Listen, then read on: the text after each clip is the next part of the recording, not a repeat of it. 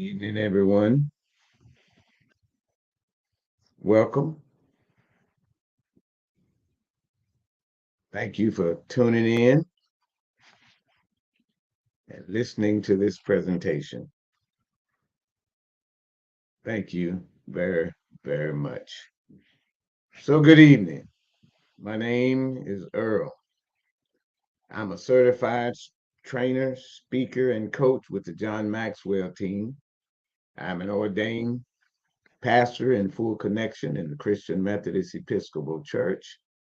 I am the past president of the Presiding Elders Council, which of course supervises pastors and districts and regions within our Zion, within our church.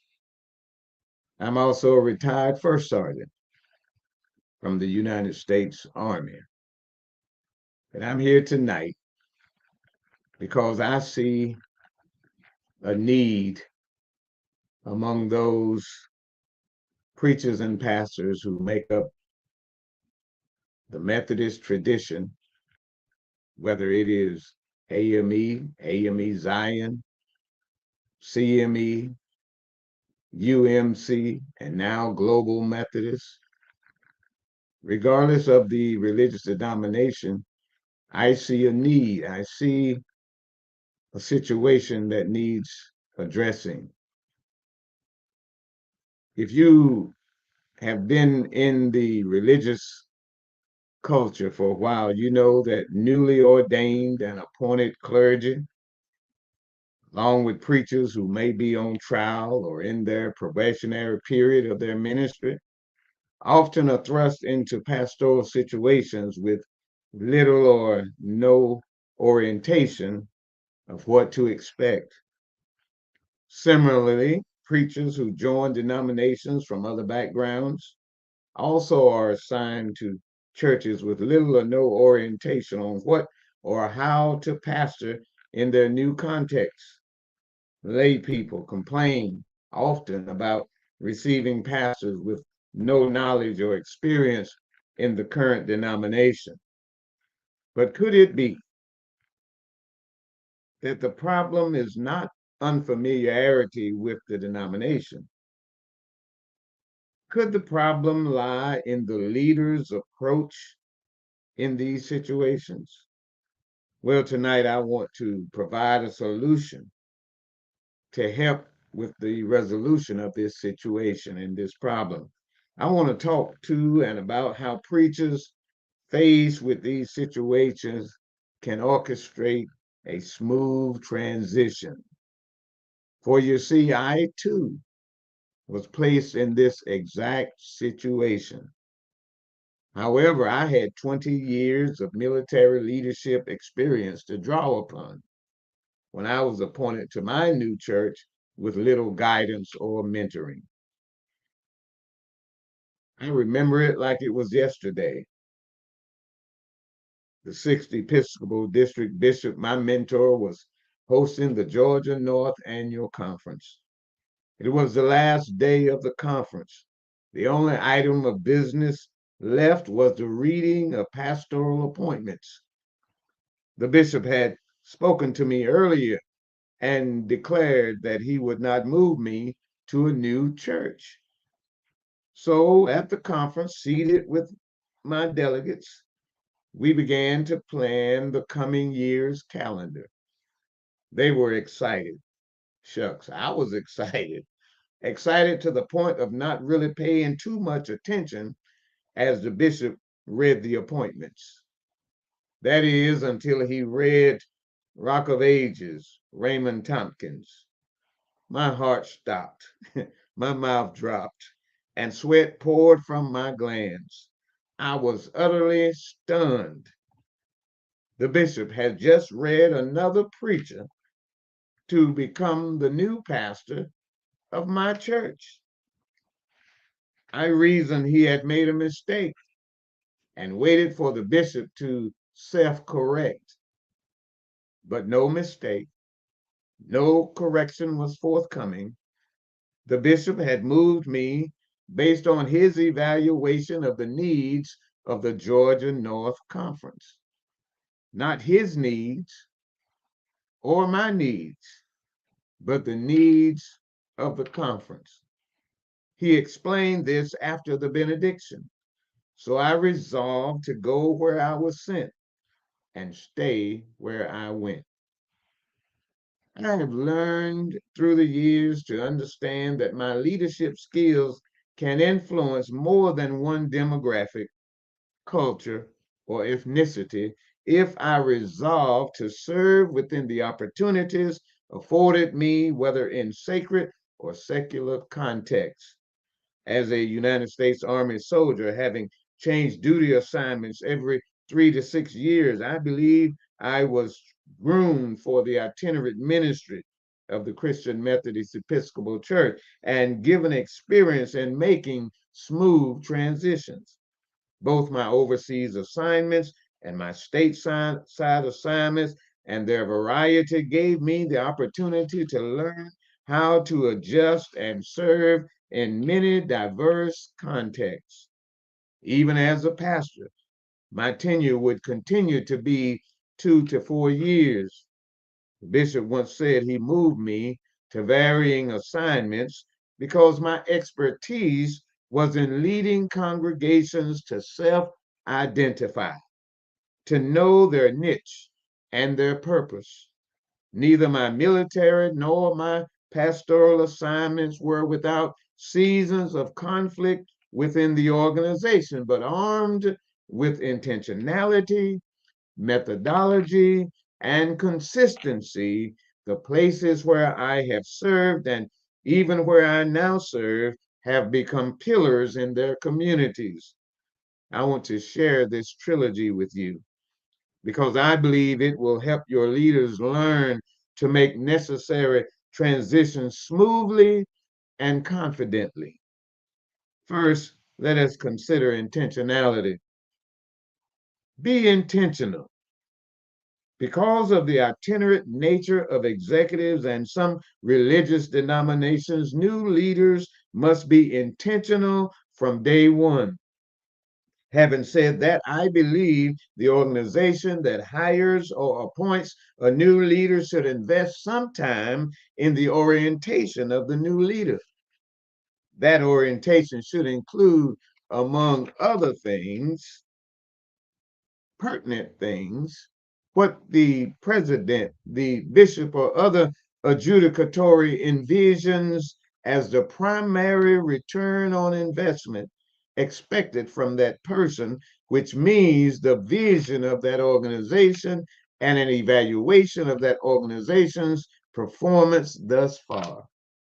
Having such information should help the incoming leader develop a flexible strategic plan for the engagement of that new organization. Why flexible, you ask? Because once you arrive, you will discover the evaluation gaps. New areas of concern will surface. New shortfalls will be discovered that the new leader will have to modify and adjust.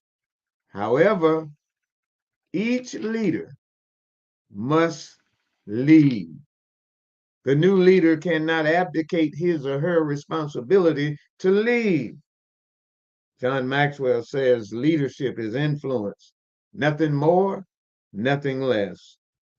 And leading from behind will prove counterproductive, especially at the outset. Please note that even though you are coming in as a new leader, you do have influence. You have a proven track record from your past leadership assignments. Those experiences should serve you well as you get acquainted with your new assignment.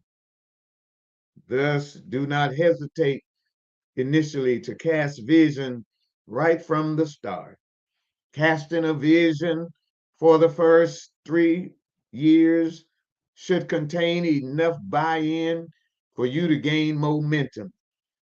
A visionary leader cannot survive long a long period of observation with little or no action. It's in you. As a leader, you need to be able to be free to navigate your new church, your new organization toward new horizons that will increase performance, visibility, and value to the organization and to the community.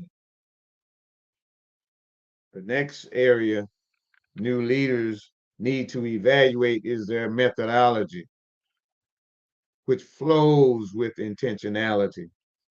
Learn to be methodical. As a leader, new or otherwise, you must develop a method of operation that suits your principles and your personality, and that protects your vulnerabilities. Every leader must develop a system of protocols that matches her or his leadership style. I would recommend you establish processes that allow you to operate with integrity. Know thyself. To thine own self be true. What systems will govern how you interact with others on your staff and within your periphery of leadership?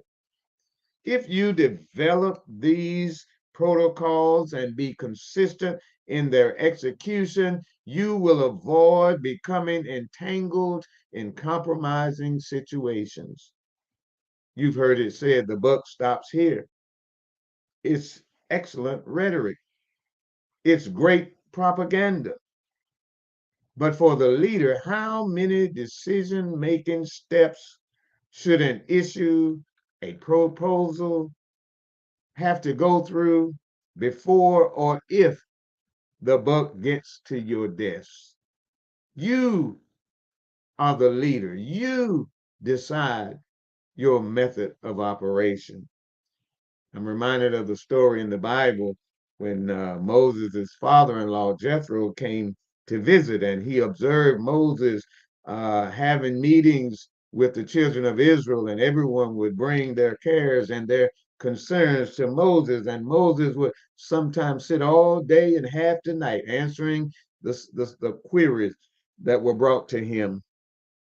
After it was all done, before Jethro left, he pulled Moses aside and he said to him, "What you're doing is not good.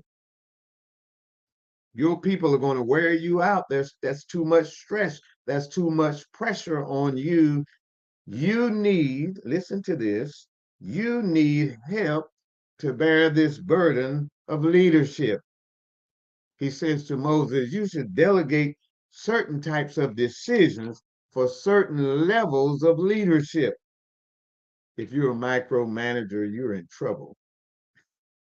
If you cannot delegate and share power and responsibility, you're in trouble because your organization will grow no larger than you."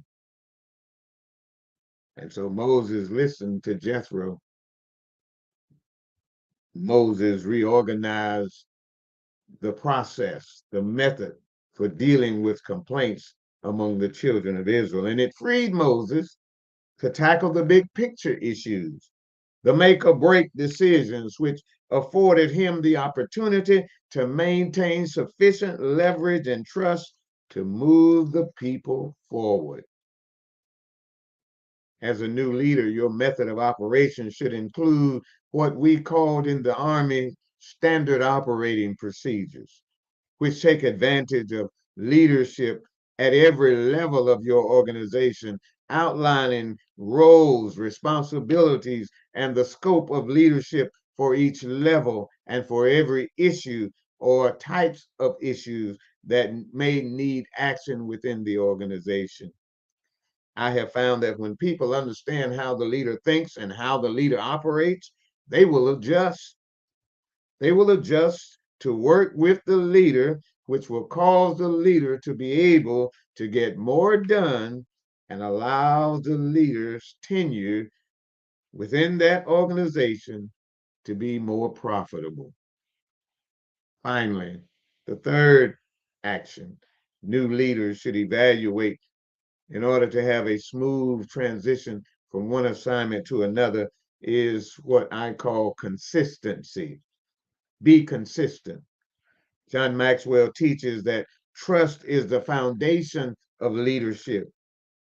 Three important questions assess whether you will be received as a leader of any organization, team, or association. And note that none of these three questions have anything to do with the fact that you from a different organization or you are a newbie on the block or that you came from another denomination or whatever.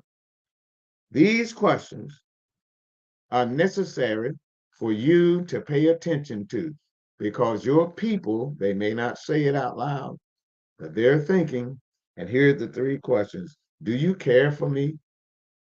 This new leader, do you care about me? What are your demonstrated, proven ways for me to tell that you care for me? Second, can you help me?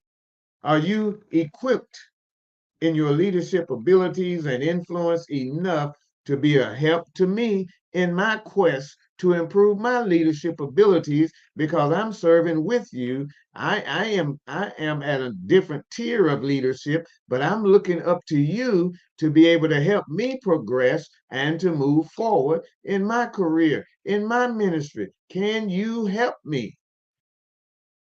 Do you care for me? Can you help me? And then the last question, can I trust you? In other words, your team members, church members, want to know from the outset what you bring to the table that will add value to their goals and their aspirations. Further, John teaches that trust gives you leverage to lead. And as the leader, you must know how much leverage you have available and use that leverage wisely.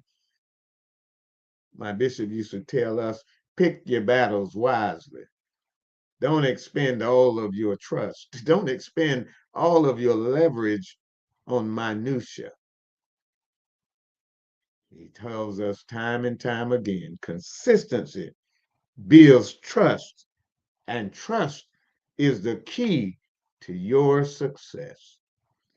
So as a new leader in a brand new position, feeling your way, ensure you concentrate on developing trust among your congregation and among your staff. I guarantee you, the longer you lead, the more leverage you should gain to effectively cast the vision and receive adequate buy-in to accomplish the vision. Consistency allows those you lead to experience how dependable you are.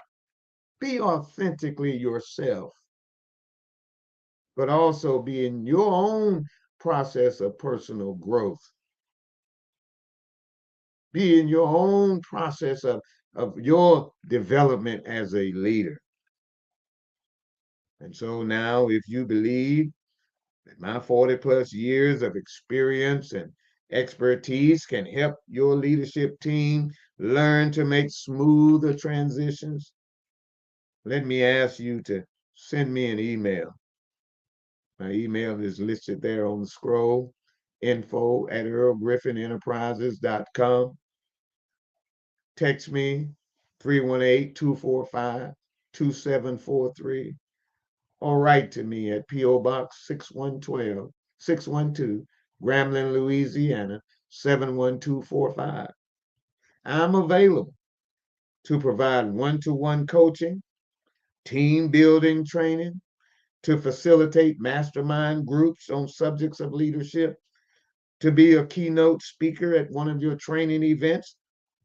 I would love to work with your preachers on trial, your preachers coming into your organization fresh from new and different places.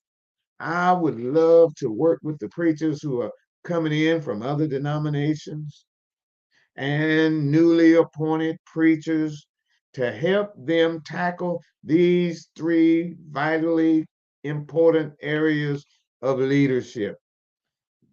I'm your advocate.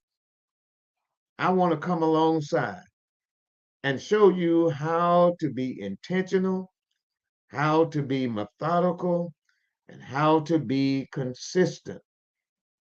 Most of this, you just need the right coaching. Oh, if I would have had a coach when I first began, I think I would have been much further along. But I thank God for my experiences because He has equipped me to be able to help somebody else. I know that if you master these three, there are many others. I wrote a book called 10 Steps to a Smooth Pastoral Transition. You can get it on Amazon. Just look up my name, order the book, go through the book, and I guarantee you it'll be a blessing to you. 10 Steps to a Smooth Pastoral Transition. I recommend it. I stand behind it, and I'm ready to be your coach as you go through your initial stages, your initial years of pastoral ministry, or as a mid-level manager or a leader in any organization, whether sacred or secular. You can always go to my website, earlgriffinenterprises.com. There's more information there. So let me thank you in advance for considering me to be a trainer in your organization, for considering calling me and asking me to come and speak on these issues dealing with transition, dealing with being the best pastor, the best mid-level executive that you can be in your organization. Leadership is influence. And I want to help you grow your leadership so your influence will stretch. So let me close by completing that initial story I began with when the bishop moved me in that conference, when I was stunned and startled. I went where I was sent. I stayed there for 18 months. I had weathered the transition storm, but decided it was time to leave. My bishop reassigned me. And on my last Sunday, one of my men came up to me after the Sunday morning sermon and said, Pastor, I want what you got. I have been watching you, and I know what you have is genuine. He said, I want to be a leader like you. I want you to teach me, mentor me. Needless to say, that felt good. That was just one of the responses I have received over the years. That is the type of results I pledge to help you get as a leader. I pledge to work with you in these three areas and others as we go along so that you too will increase your influence. I want to see you grow, and I want you to have the type of experience that prevents burnout, that prevents frustration, that will prevent you from becoming one of those who drops their head, walks away, hangs up their harp in the willow tree. I want to see you finish what you start, and I want you to finish strong. Thank you for your time tonight. Thank you for listening. And just know that I'm available for you. Just pick up the phone, send me an email, send me a note in the mail. However you want to reach out to me, I'm on Facebook, I'm on Twitter, I'm on LinkedIn, I'm on Instagram. You can find me, and I'm here ready to work with you. Let us get together. Good night, and may the good Lord bless you real good. Thank you for listening, Dr. Bingham and Reverend Manuel and others who are here with me. And may you share this video, share this short talk about smooth transitions, and maybe God will bless me to help some young preacher along the way. God bless you, everybody. Good night.